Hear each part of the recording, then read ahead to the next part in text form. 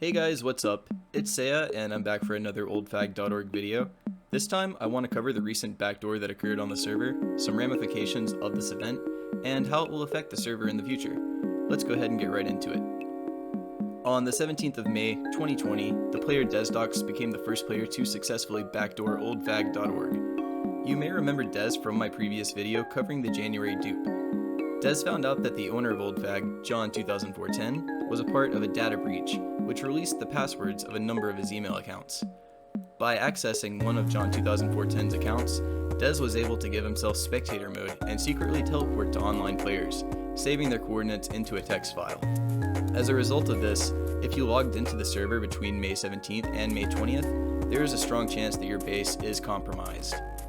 During the time frame that DesDocs had access to this backdoor, he and Kokichi, also known as Cacti, griefed Jubase 3. This grief displaced a fair number of players, including Bro77, Jawhawk, John McSwag, Stewie, and Afdud. I was able to get in contact with Des and ask him a few questions regarding this entire situation, and I was informed that Jubase was the only grief he utilized this backdoor to enact.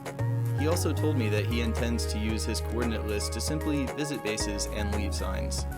Of course, take for that what you will, as honesty and anarchy can be hard to come by.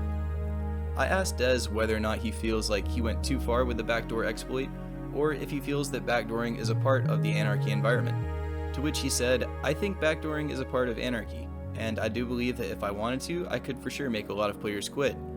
I think it's too powerful, but still a part of it." And in all honesty, I actually agree with Des about that. Anarchy is an environment with no rules, absolutely minimalist intervention, and these are the kind of things that one should expect in such an environment, as many players will view backdooring as a method of gaining an advantage on the rest of the server. That being said, someone with much less restraint would have absolutely destroyed the server.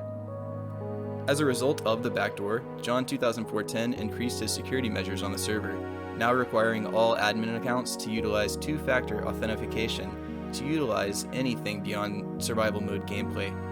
Hopefully that ensures that nothing like this will ever happen again on the server. And one thing I want to address before I end the video is how does this affect the players in the future?